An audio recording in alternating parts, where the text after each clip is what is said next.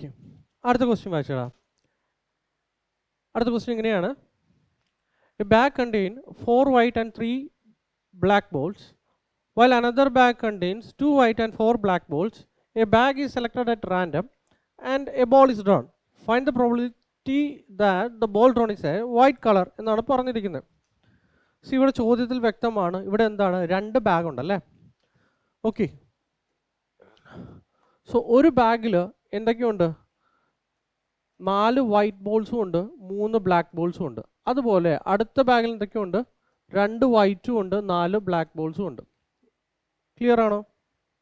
ശരി, നമ്മളോട് ചോദിച്ചിരിക്കുന്നത് A bag is selected. Okay, ഏതെങ്കിലും ഒരു ബാഗ് ഞാൻ സെലക്ട് ചെയ്തു, എന്നിട്ട് അതിൽ നിന്ന് എന്തെടുക്കുന്നു? ഒരു ബോൾ എടുക്കുന്നു. അത് വൈറ്റ് കളർ ആവാനുള്ള പ്രോബബിലിറ്റിയാണ് നമ്മുടെ അടുത്ത് ചോദിച്ചിരിക്കുന്നത്. ക്വസ്റ്റ്യൻ ക്ലിയർ ആയോ? ശരി, ഇവിടെ നോക്കിയുടെ മക്കളെ, നമുക്കിവിടെ എത്ര ബാഗ്സ് ഉണ്ട്? 2 ബാഗ് ഉണ്ടല്ലേ. എ എന്ന് പറയുന്നതും ബി എന്ന് പറയുന്നതും 2 ബാഗുണ്ട്. ഇവിടെ 2 ബാഗുകളുണ്ട്. ഞാൻ ആദ്യം എന്താണ് ചെയ്യേണ്ടത്? ഡയറക്റ്റ് എനിക്ക് ഇന്ന ബാഗിൽ നിന്നാണ് എടുക്കാനൊന്നും പറഞ്ഞിട്ടില്ല. ഏതെങ്കിലും ഒരു ബാഗിൽ നിന്ന് ബ്ലാക്ക് കിട്ടാനുള്ള പ്രോബിലിറ്റിയാണ് പറഞ്ഞിരിക്കുന്നത്. അപ്പം ആദ്യം എന്ത് ചെയ്യണം? ഈ ബാഗ് ആദ്യം സെലക്ട് ചെയ്യണ്ടേ. സോ നോക്കിയാൽ നമുക്കിവിടെ എത്ര ബാഗുണ്ട്? 2 ബാഗുണ്ട് അല്ലേ. അതിലൊരു ബാഗ് സെലക്ട് ചെയ്യുക. സപ്പോസ് ഈ ബാഗ് സെലക്ട് ചെയ്യാനുള്ള പ്രോബിലിറ്റി എത്രയാണെന്ന് ചോദിച്ചാൽ എന്താ? 2ൽ 1 ബാഗ് സെലക്ട് ചെയ്യാനുള്ള പ്രോബിലിറ്റി അല്ലേ. സെയിം തന്നെ ഈ ബാഗ് സെലക്ട് ചെയ്യാനുള്ള പ്രോബിലിറ്റി എത്രയാണ്? 2ൽ 1. 2 ബാഗുണ്ട്. ഇത് സെലക്ട് ചെയ്യാനുള്ള പ്രോബിലിറ്റി എന്ന് പറയുന്നത് 1/2. ഇത് സെലക്ട് ചെയ്യാനുള്ള എന്താ? 1/2. ശരി, ഇനി ബാഗ് സെലക്ഷൻ അവിടെ നിൽക്കട്ടെ. സപ്പോസ് ഞാൻ ബാഗ് സെലക്ട് ചെയ്തു എന്ന് വിചാരിക്കുക. ഇപ്പോൾ ഈ ബാഗാണ് സെലക്ട് ചെയ്തിരിക്കുന്നതെങ്കിൽ ഇതിൽ വൈറ്റ് കിട്ടുക എന്ന് പറഞ്ഞു കഴിഞ്ഞാൽ നമുക്കറിയാം എന്താണ്, ഞാൻ 7 ബോളാണ് എടുക്കുന്നത്, അതിൽ 1 ബോൾ എടുക്കുന്നു. അങ്ങനെയാണെങ്കിൽ വൈറ്റ് എന്ന് പറയുന്നത് എത്രണ്ണമാണ്? 4ൽ 1 വരണം അല്ലേ. സോ 4/7 എന്നുള്ള രീതിയിൽ കിട്ടും. എന്ത്? ഈ ബാഗ് സെലക്ട് ചെയ്തിട്ട് ഞാൻ വൈറ്റ് എടുക്കുവാണെങ്കിൽ, സപ്പോസ് ഈ ബാഗ് സെലക്ട് ചെയ്തിട്ടാണ് ഞാൻ വൈറ്റ് എടുക്കുന്നതെങ്കിലോ, ഓക്കെ, 6 ബോളിൽ 1 ഞാൻ എടുക്കുന്നു. അതിലെന്തായിരിക്കണം? വൈറ്റ് ആയിരിക്കണം. സോ 2 ബോളിൽ നിന്ന് 2 വൈറ്റിൽ നിന്ന് ഞാൻ 1 എടുക്കണം. ഇത് നമുക്ക് എന്നാ കിട്ടും? 2/6 എന്നുള്ള രീതി കിട്ടും അല്ലേ. ശരി, അപ്പോൾ നമ്മുടെ ടോട്ടൽ പ്രോബബിലിറ്റി എന്ന് പറഞ്ഞ് ചോദിച്ചു കഴിഞ്ഞാൽ എന്തായിരിക്കും?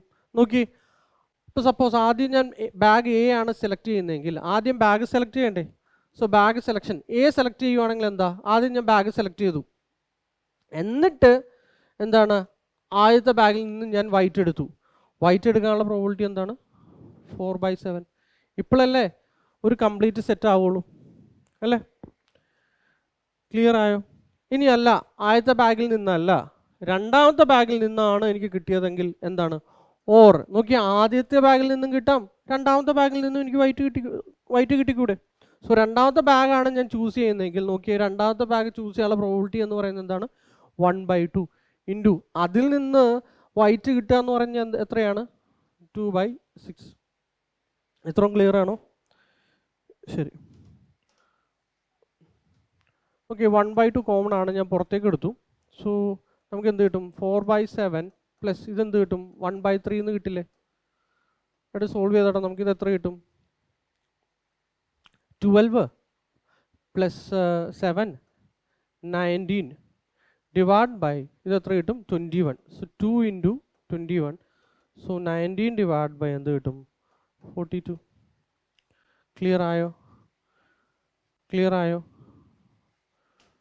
ഓക്കെ, ഇവിടെ നമുക്ക് 2 പ്രോബിലിറ്റി. ആദ്യം ബാഗ് ചൂസ് ചെയ്യണം, അതിൻ്റെ പ്രോബിലിറ്റി കൺസിഡർ ചെയ്യാൻ മറക്കരുത്. ഓക്കെ, ഇപ്പോൾ സപ്പോസ് ഒറ്റ ബാഗ് ഉണ്ടായിരുന്നെങ്കിൽ നമുക്ക് എന്താ, അതിന് പ്രോബിലിറ്റി ഇല്ല, കാരണം ആ ബാഗിൽ നിന്ന് തന്നെ നമ്മൾ ചൂസ് ചെയ്യാൻ പറ്റുള്ളൂ അല്ലേ. ഇവിടെ 2 ബാഗ് പറഞ്ഞിരിക്കുന്നതുകൊണ്ടാണ്. ഇനി 3 ബാഗ് തന്നിട്ടുണ്ടായിരുന്നെങ്കിലോ ഇതെന്നാ വന്നാലേ? 1/3 1/3 1/3 എന്ന് വന്നാലേ, കാരണം 3 ബാഗിൽ 1 ചൂസ് ചെയ്യുക എന്നുള്ളതാണ്. Clear?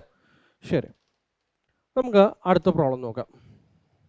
Okay, what is the chance that a leap year selected randomly will have 53 Sundays? What is the chance that if the year selected not a leap year will have 53 Sundays? ഒരു വർഷത്തിൽ നമുക്ക് എത്ര ദിവസമുണ്ട്? ഒരു വർഷത്തിൽ സാധാരണ വർഷമാണെങ്കിൽ നമുക്കറിയാം അത് 365 ദിവസമാണ് അല്ലേ. ഇതിൽ സംശയമൊന്നുമില്ലല്ലോ, ഒരു സംശയമില്ല. ഈ മാസങ്ങളിൽ നമുക്കറിയാം ഫെബ്രുവരി എന്ന് പറയുന്ന 28 ദിവസമായിരിക്കും അല്ലേ. ഇനി ലീപ്പ് ഇയർ എന്ന് പറയുന്ന ഒരു കൺസെപ്റ്റ് ഉണ്ടല്ലേ. ലീപ്പ് ഇയർ ആണെങ്കിൽ അവിടെ എത്ര ദിവസമായിരിക്കും? 366 ദിവസമായിരിക്കും. നമുക്കറിയാവുന്ന കാര്യമാണ്. ശരി, എത്ര വീക്ക് ഉണ്ടാകും എന്ന് ചോദിച്ചു കഴിഞ്ഞാൽ സിമ്പിളാണ്. നമുക്ക് അറിയാം, ഒരു ആഴ്ച എന്ന് പറയുന്നത് എത്ര ദിവസമാണ്? 7 ദിവസമാണല്ലേ. ഞാൻ ഇതിനെ കൊണ്ട് 7 കൊണ്ട് ഡിവൈഡ് ചെയ്യുവാണെങ്കിൽ നമുക്കിത് എത്ര കിട്ടും? 35ൽ 5 ടൈംസ് പോവും, ബാക്കി നമുക്ക് എന്നാ കിട്ടും? 15 കിട്ടും അല്ലേ. സോ ഇവിടെ നോക്കി, ഇൻറ്റു 2 നമുക്ക് എന്നാ കിട്ടും? 14 1. എടാ, ഈ പറഞ്ഞതിൻ്റെ അർത്ഥം എന്താണെന്ന് വെച്ച് കഴിഞ്ഞാൽ സിമ്പിളായിട്ട് നിങ്ങളൊന്ന് ആലോചിച്ചേ. അതായത് എനിക്ക് കംപ്ലീറ്റ് എന്താണ്? ലീപ്പ് ഇയർ അല്ല എങ്കിൽ, ഓക്കെ ഞാൻ രണ്ടാമത്തെ ക്വസ്റ്റ്യൻ ആണ് ചെയ്യുന്നത്. അതായത് ലീപ്പ് ഇയർ അല്ല എങ്കിൽ നമുക്ക് 52 കംപ്ലീറ്റ് വീക്ക് കിട്ടും അല്ലേ. പിന്നെ ഒരു ദിവസം മിച്ചമുണ്ട്. അത് സൺഡേ ആവാനുള്ള പ്രോബബിലിറ്റി ആണ് ചോദിച്ചിരിക്കുന്നത്. നോക്കി, ഈ ഒരു ദിവസം സൺഡേ ആവാം. നമുക്കറിയാം, നമുക്ക് എത്ര ഡേയ്സ് ഉണ്ട്? 7 ദിവസം ഉണ്ടല്ലേ. Sunday, Monday, Tuesday, Wednesday, Thursday, Friday, Saturday എന്ന് പറയുന്ന 7 ദിവസമുണ്ട്. നോക്കി,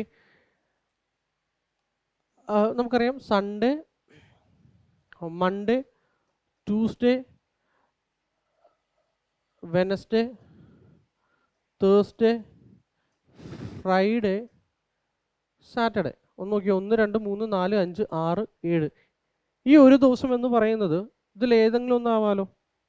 ശരി, ഇതിൽ സൺഡേ വരിക എന്ന് പറഞ്ഞാൽ നോക്കി, ഈ 7 ദിവസത്തിൽ സൺഡേ എന്ന് പറയുന്നത് ഒരു വട്ടമല്ലേ റിപ്പീറ്റ് ചെയ്യാൻ പറ്റുള്ളൂ, പോസിബിലിറ്റി എന്ന് പറയുന്നത്. സോ ലീപ്പ് ഇയർ അല്ല എങ്കിൽ ഈ 7 ദിവസത്തിൽ ഒരു സൺഡേ മാത്രമേ നമുക്ക് വരാൻ പറ്റത്തുള്ളൂ. ഞാൻ പറഞ്ഞ പോയിന്റ് ക്ലിയർ ആയോ? ക്ലിയർ. ശരി, ഇനി ഇത് തന്നെ. സോ ലീപ്പ് ഇയർ അല്ല എങ്കിൽ എനിക്ക് സൺഡേ വരിക എന്ന് പറയുന്നത് എന്താണ് പ്രോബബിലിറ്റി എന്ന് പറയുന്നത്? 53 സൺഡേസ്. നോക്കി, 52 കംപ്ലീറ്റ് സൺഡേസ് ഓൾറെഡി ആയി. 52 വീക്സ് ഉണ്ടെങ്കിൽ നോക്കി 52 സൺഡേസും ഉണ്ടാവുമല്ലോ. പിന്നെ ഒരു ദിവസം എനിക്ക് മിച്ചമുണ്ട്. അത് എന്താണ്? നമുക്കറിയാം, ആ ഒരു ദിവസം എന്ന് പറയുന്നത് 7 ദിവസത്തിൽ ഏതെങ്കിലും 7 ദിവസമാണ്. ഇത് എന്ന് പറയുന്നത് എന്താ? ചിലപ്പോൾ സാറ്റർഡേ ആവാം, സൺഡേ ആവാം, മൺഡേ ആവാം, ട്യൂസ്ഡേ ആവാം, വെനസ്ഡേ ആവാം, തേഴ്സ്ഡേ ആവാം, ഫ്രൈഡേ ആവാം, സാറ്റർഡേ ആവാം. അതിൽ ഒരേ ഒരു പ്രോബബിലിറ്റി അല്ലേ ഉള്ളൂ സൺഡേ വരാനുള്ളത്. സോ 7ൽ 1. ക്ലിയർ. ഇനി സപ്പോസ് ലീപ്പ് ഇയർ ആണെങ്കിൽ ഇത് എന്ന് പറയുന്നത് എത്രയാണ് മക്കളെ? 366 ദിവസമാണ് അല്ലേ. സോ നോക്കി, 5 വരും, ബാക്കി റിമൈൻഡർ നമുക്ക് എത്ര കിട്ടും? നോക്കി, 7 × 2 14, 2 ദിവസം വരും അല്ലേ. അതായത് 52 കംപ്ലീറ്റ് വീക്സ് വരും. പിന്നെ നമുക്ക് 2 ദിവസമുണ്ട്. ആ 2 ദിവസം എന്ന് പറയുന്നത് എന്തൊക്കെയാവാം? അത് നോക്കി, സൺഡേ മൺഡേ ആവാലോ, മൺഡേ ട്യൂസ്ഡേ ആവാലോ, ട്യൂസ്ഡേ വെനസ്ഡേ ആവാം, അല്ലെങ്കിൽ വെനസ്ഡേ തേഴ്സ്ഡേ ആവാം, അല്ലെങ്കിൽ തേഴ്സ്ഡേ ഫ്രൈഡേ ആവാം, ഇല്ലേ ഫ്രൈഡേ സാറ്റർഡേ ആവാം, അല്ലെങ്കിൽ എന്നാ സാറ്റർഡേ സൺഡേ ആവാം, സൺഡേ മൺഡേ. സെയിം തന്നെ. 1 2 3 4 5 6 7. ഈ 7 എണ്ണത്തിൽ നോക്കി, സൺഡേ എന്ന് പറയുന്ന വരാനുള്ള ചാൻസ് എന്ന് പറയുന്നത് ഒന്നിൽ സൺഡേ മൺഡേ ആയിട്ട് വരാം, അല്ലെങ്കിൽ സാറ്റർഡേ സൺഡേ ആയിട്ട് വരാമല്ലോ. സോ ഈ 2 ദിവസം എന്ന് പറയുന്നത് ഏതെങ്കിലും ഒന്നായിരിക്കും വരാവുന്നത്. അതിൽ നമുക്ക് സൺഡേ വരാവുന്ന 2 പ്രാവശ്യമുള്ളൂ. സോ 7ൽ 2 എന്ത്? ലീപ്പ് ഇയർ ആണെങ്കിൽ. ഓക്കെ, ലീപ്പ് ഇയർ ആണെങ്കിൽ 53 സൺഡേസ് വരാനുള്ള പോസിബിലിറ്റി എന്ന് പറയുന്നത്. ക്ലിയർ? പ്രോബബിലിറ്റി നിങ്ങൾക്ക് മനസ്സിലായോ? സോ ലീപ്പ് ഇയർ ആണെങ്കിൽ this is what? 2/7. Leap year അല്ല, നോർമൽ ഇയർ ആണെങ്കിൽ സൺഡേ വരാൻ 53 സൺഡേസ് വരാനുള്ളത് എന്താണ്?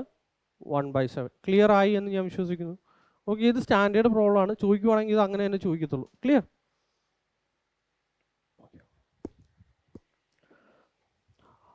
ഓക്കെ, നമ്മൾ പ്രോബബിലിറ്റി എന്താണെന്ന് കണ്ടായിരുന്നു അല്ലേ. എന്തായിരുന്നു probability? Favourable cases by total case ആയിരുന്നല്ലോ. ഈ ടോട്ടൽ കേസ് എന്ന് പറയുന്നത് എന്തായിരുന്നു? ഫേവറബിൾ പ്ലസ് എന്തായിരുന്നു? അൺഫേവറബിൾ കേസസ് ആയിരുന്നു അല്ലേ. ഇതിനെ നമ്മൾ എന്ത് പറഞ്ഞു? ടോട്ടൽ കേസസ് എന്നുള്ള രീതിയിലാണ്. അതായത് ടോട്ടൽ ഔട്ട്കം. എനിക്ക് ഫേവറബിൾ ആയിട്ടും വരാം, അൺഫേവറബിൾ ആയിട്ടുള്ള കേസസും ഉണ്ടാകും. ഇനി ഓഡ്സ് ഇൻ ഫേവർ എന്ന് പറഞ്ഞു കഴിഞ്ഞ് കഴിഞ്ഞാൽ സിമ്പിളായിട്ട് ഇത്രയേ ഉള്ളൂ. എനിക്ക് ഫേവറായിട്ട്, so favourable outcomes divided by എന്താണ്, അൺഫേവറബിൾ ഔട്ട്കംസ്. അതിനെയാണ് എന്ത്, ഓഡ്സ് ഇൻ ഫേവർ എന്നുള്ള രീതി പറയുന്നത്. ഇനി ഓഡ്സ് എഗെയിൻസ്റ്റ് എന്ന് പറഞ്ഞു കഴിഞ്ഞ് കഴിഞ്ഞാൽ ഇത്രയേ ഉള്ളൂ. ഇതിൻ്റെ ഉൾട്ട നേരെ തിരിഞ്ഞ് എന്ത് വരും, അൺഫേവറബിൾ ആയിട്ടുള്ള കണ്ടീഷൻസ്, അൺഫേവറബിൾ ഡിവൈഡഡ് ബൈ എന്താണ്, ഫേവറബിൾ. ക്ലിയർ ആയോ? ശരി. ഇപ്പം ഇവിടെ ചോദ്യം പറഞ്ഞിരിക്കുന്നത് എന്താണ്, what are the odds in favour of getting face cards എന്നാണ് ചോദിച്ചിരിക്കുന്നത്. സോ നമുക്കറിയാം, നമ്മൾ കണ്ടായിരുന്നു അല്ലേ, ഫേസ് കാർഡ്സ് എന്ന് പറയുന്ന ഒരെണ്ണത്തിൽ 3 എണ്ണം വെച്ചിട്ടുണ്ട്. സോ 4 × 3 നമുക്ക് എന്ത് കിട്ടും, 12 ഫേസ് കാർഡ്സ് ആണ് നമുക്ക് അതിലുള്ളത്. സോ 12 ഫേസ് കാർഡ്സ് ഉണ്ടെങ്കിൽ നമുക്കറിയാം മൊത്തം എത്രയാണ്, 52 എണ്ണമാണ്. അതിൽ 12 എണ്ണം ഫേസ് കാർഡ്സ് ആണെങ്കിൽ ബാക്കി 40 എണ്ണം എന്തായിരിക്കും, നോൺ ഫേസ് കാർഡ്സ് ആയിരിക്കുമല്ലോ അല്ലേ, ഫേസ് കാർഡ്സ് അല്ലാത്തത്. So odds in favour of getting face card എന്ന് പറയുന്നത് എന്താണ്, ഫേസ് കാർഡ്സ് എനിക്ക് കിട്ടാനുള്ള ചാൻസ് എത്രയാണ്, 12. അല്ലാത്തത് എത്രയാണ്, 40. നോക്കിയടാ, ഇത് രണ്ടും ചിലപ്പോൾ ഓഡ്സ് ഇൻ ഫേവർ തന്നു കഴിഞ്ഞ് കഴിഞ്ഞാൽ അതിൻ്റെ മീനിങ് എന്താണ്, ഈ 12 + 40 എന്ന് പറയുന്നത് എന്താണ്, ടോട്ടൽ ഔട്ട്കംസ് ആണ്. ക്ലിയർ? ശരി. ഓഡ്സ് എഗെയിൻസ്റ്റ് ഫേവർ എന്ന് പറഞ്ഞു കഴിഞ്ഞാൽ, ഓഡ്സ് എഗെയിൻസ്റ്റ് എന്ന് പറഞ്ഞു കഴിഞ്ഞാൽ ഇത്രയേ ഉള്ളൂ. എന്താണ്, എനിക്ക് ഫേസ് കാർഡ് കിട്ടാൻ ചാൻസ് ഇല്ലാത്തത് എത്ര എണ്ണമാണോ അത് ഡിവൈഡഡ് ബൈ എന്താണ് കിട്ടാനുള്ളത്. ഇതെത്ര കിട്ടും നിങ്ങൾക്ക്, 4 3 ടൈംസും 4 10 ടൈംസും ഇത് തന്നെ തിരിച്ചും കിട്ടും. ക്ലിയർ ആണോ?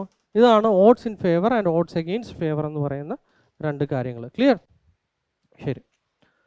If the odds in favor of an event A are 3:4 and odds against another independent event B are 7:3, find the probability at least one of the event will happen. See, ഇവിടെ at least one of the event will happen എന്ന് പറഞ്ഞു കഴിഞ്ഞാൽ എന്താണ്, ഇവിടെ 2 event ആണല്ലേ ഉള്ളത്, A എന്ന് പറയുന്ന ഇവൻറ്റും ബി എന്ന് പറയുന്ന ഇവൻറ്റും.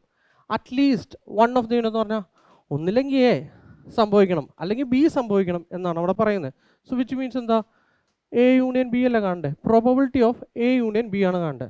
നമ്മൾ പഠിച്ചിട്ടുണ്ട് probability of A union B എന്ന് പറയുന്നത് എന്താ, probability of A plus probability of B minus probability of A intersection B. ഇനി ഇവിടെ പറഞ്ഞിട്ടുണ്ട് എയും ബിയും ഇൻഡിപെൻഡൻ്റ് ആണ് എന്നുള്ള രീതി പറഞ്ഞിട്ടുണ്ട്. നമുക്കറിയാം, നമ്മൾ പഠിച്ചിട്ടുണ്ട് ഇൻഡിപെൻഡൻ്റ് ആണെങ്കിൽ probability of A intersection B എന്ന് പറയുന്നത് എന്തായിരുന്നു, A into probability of B അല്ലേ. ഓക്കെ, ഇതൊരു സ്റ്റാൻഡേർഡ് പ്രോബ്ലം ആണ്, ചോദിക്കുവാണെങ്കിൽ എങ്ങനെയാണ് ചോദിക്കത്തുള്ളൂ. ശരി.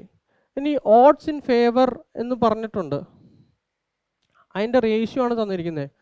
Ods in favour of A എന്ന് പറഞ്ഞത് എത്ര തന്നിരിക്കുന്നത്, 3:4. ഓക്കെ, സോ ഈ 3 എന്ന് പറയുന്നത് എന്താണ്,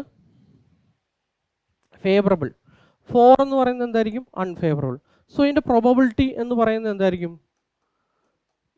3 ബൈ ടോട്ടൽ ഇവൻറ്റ്സ് 3 + 4 എത്ര വരും, 7. സിമിലർലി ഓഡ്സ് എഗെയിൻസ്റ്റ് ഇവൻ്റ് ആണ് തന്നിരിക്കുന്നത്, എന്ത്, ബിയുടെ എന്താ തന്നിരിക്കുന്നത്, 7:4. സോ ബി നടക്കാനുള്ള പ്രോബബിലിറ്റി എന്ന് പറയുന്നത് എന്തായിരിക്കും മക്കളെ, ഇതല്ലേ ഫേവറബിൾ ആയിട്ട് വരുന്നത്. സോ 4 ബൈ എന്ത് വരും, 11 വരും. ക്ലിയർ? സോ ഇനി probability of A intersection B എന്ന് പറയുന്നത് എന്തായിരുന്നു, ഇത് രണ്ടും കൂടി മൾട്ടിപ്ലൈ ചെയ്യുന്നത്, അതായത് 3/7 ഇൻറ്റു എന്താ 4/11. ക്ലിയർ? ശരി. ഇനി നമുക്ക് കാണേണ്ടത് എ ഓർ ബി ആണ് കാണേണ്ടത്. ഓക്കെ, പ്രോബബിലിറ്റി ഓഫ് എ എന്ന് പറയുന്നത് എത്രയാണ്, 3/7. ഇനി പ്രോബബിലിറ്റി ഓഫ് ബി എന്താണ്, 4/11 മൈനസ് 3/7 ഇൻറ്റു 4/11. ഇത് സിംപ്ലിഫൈ ചെയ്ത് 33 പ്ലസ് 28 ഡിവൈഡഡ് ബൈ 77 മൈനസ് ഇതെന്നാ കിട്ടും, 12 divide by 77. So 61 minus 12. 61 minus 12 എന്ന് പറയുന്നത് 49 ഡിവൈഡ് ബൈ 77. സോ 7 ഇതിൽ 7 ടൈംസും പോവും. ഇത് എത്ര പോവും? 11 times. So you will get എന്താണ് at least one of the event നടക്കാനുള്ളത് എന്താണ്? 7/11. ക്ലിയർ ആണോ? സോ ഇവിടെ ഇൻഡിപെൻഡൻ്റ് എന്ന് പറയുന്നത് കൊണ്ടാണ് A P of A intersection B എന്ന് പറയുന്നത് എന്താണ് നമ്മൾ മൾട്ടിപ്ലിക്കേഷൻ ആയിട്ട് എടുത്തിരിക്കുന്നത്. ക്ലിയർ ആണല്ലോ? ശരി, ഓക്കെ.